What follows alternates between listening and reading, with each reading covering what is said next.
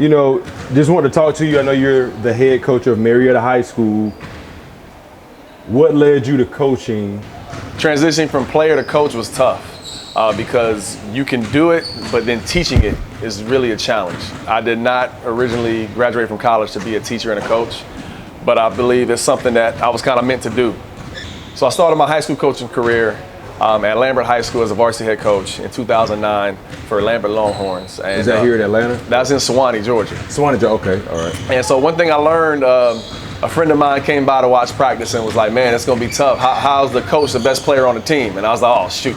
So really understanding where your guys are and or your players are and what they're working towards, so you know how to meet them and how to lead them and also treat them and really set the expectation and tones. So those are some things I learned early, but once you kind of get the hang of it and you're in the fire of being a coach in Georgia, which is very competitive, but also great for learning from other coaches, and there's a lot of rich history I learned kind of as an outsider early on, right. Being from Florida. It took me a while, but once you gain your respect, coaches really look out for you and show you other things, and can really help you. So I try to pay that forward. And I got to have a conversation with you before. You have a 6th grade team, a 7th grade team, and an 8th grade team for your middle school program.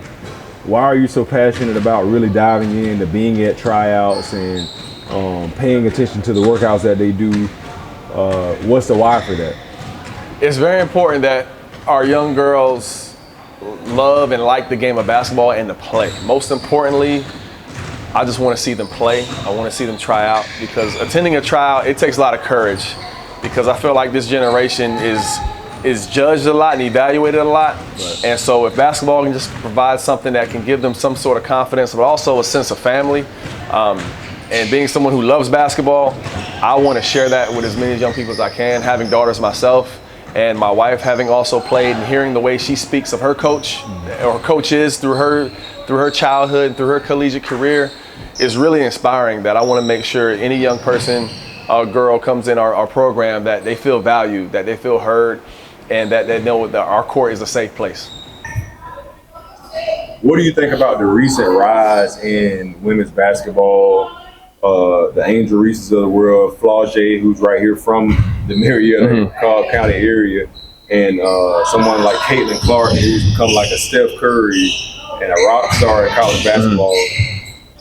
I think I just love it to pieces. I love it. My wife, we watched Women's March Madness, as many games as they televise, all the way to the very end. Flau'jae, I've seen her since she was a freshman at Sprayberry, coached against her, and just what she's able to accomplish as a freshman. And I know she had a lot of doubters, but a lot of people around the way, we were not one of them. We know she has that ability to show up in big games and big moments.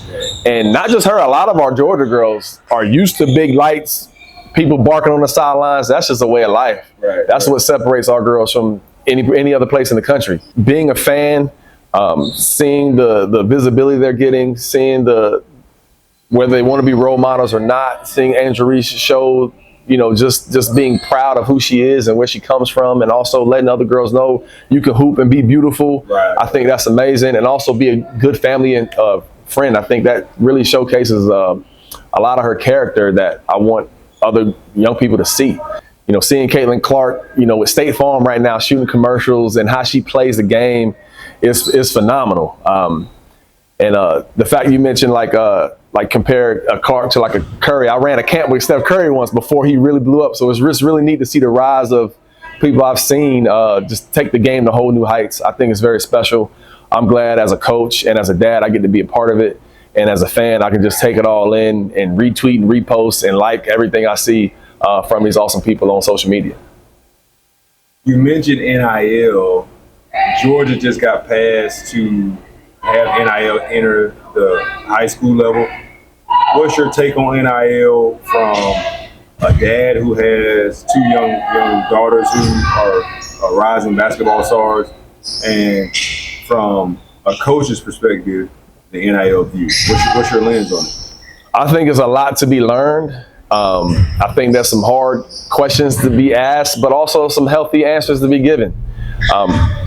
And so it's really on each individual family and kid as far as what following they may have and what they're able to do, what relationships they have. But having a good network and the good relationships and also a good reputation is a big deal. So I think that'll hold our athletes to hopefully a higher standard, whether it be in the classroom and on the floor. If we put the game first, we won't ruin basketball at all. So I'm not really threatened by that. If we just honor the game of basketball and be the best individuals we can be, then what's for you is going to be for you. And just be smart and have fun while you can. You won it all in 2021 as a coach here at Marietta High School. Coach of the year, Coach of the year in Cobb County also. What is the perfect formula to put together within a basketball team to win a championship? I think the perfect formula to build a championship winning team is having a goal in mind and having the humility to understand role identification and to not care who gets the credit. And I say that because you have to have talented players. You have to have a lot of heart. The ball has to bounce your way. And one of our better players on that 2021 team took kind of a blue-collar approach once we hit the state playoffs. Lauren Walker was our main player, was our team MVP, led us in rebounds and points. But came playoff time, she just wanted to win. She said, Coach, I'm going to do the dirty work. I just want to win. And she's battling girls outweighing her by 50, 60, 70 pounds, but also having the height and holding them to some lows. And so seeing her kind of say, hey, she gave the ball to our point guard, Chloe, had a phenomenal state playoff run, who kind of led us in scoring, hit buzzer beaters for us, and allow her to say, hey, you run the show. I'll be the conductor for it. And you're the motor. We'll go where you take us. And seeing that kind of work together and the other girls work around them, just playing hard, not giving up, winning in overtime, winning at the buzzer, coming back from behind. It was just, I think it just takes, an understanding of what you can do to impact winning. And everyone played a major role. Everyone kind of bought in and put the team's goals ahead of themselves. And that was really special. And I think that's hard to get, hard to repeat. But I'm pretty sure other champions will have a similar story, just understanding that you really develop a rhythm and almost a heartbeat that everyone's on the same page, and the coach can just look at the kids and the kids can take care of business. And also behind the coach's back, the kids are still following what needs to be followed in the locker room. A coach ain't there. And that when you have those things going on, you can really achieve a lot and almost achieve the impossible. You were a D1 basketball player. You helped girls get to different levels of colleges. We talked about the championship formula. What's the formula to become a Division I basketball player? I feel like here in Metro Atlanta, we have a cheat code to become a Division I basketball player. There's so many talented players, former players, coaches, trainers. There's so much information that our girls can go to any gym, or any player can go to different gyms and just learn so much. And I've seen that. I've seen other players from other states come over, and they just don't add up to what we have here in Georgia. So, learning from your high school coach, we spend a lot of time with these kids during the year. And so teaching strategy, time clock, foul situations, end of games, at the timeouts, all those different details that a kid needs in college to stand out, they're probably going to learn here in Georgia with a high school coach. And then you have the travel coach getting them to understand to play in competitive environments, going up against other best top kids in the country on the daily in practice as these guys. And I've seen and witnessed these things. And so I think we kind of have a leg up, but you got to put yourself in the environment to be uncomfortable. You got to be willing to learn. You have to do the work when people are watching, and definitely do the work when no one's watching. Fair enough, Coach. Well, thank you for part one of our mini interviews. I'm going to definitely just have you on often. You're close to the house.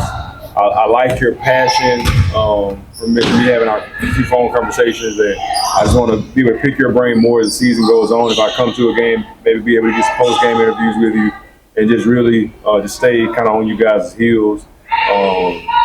We'll be around to kind of interview you more and just kind of get your basketball perspective on where you're headed at with your team, and just kind of where women's basketball is going.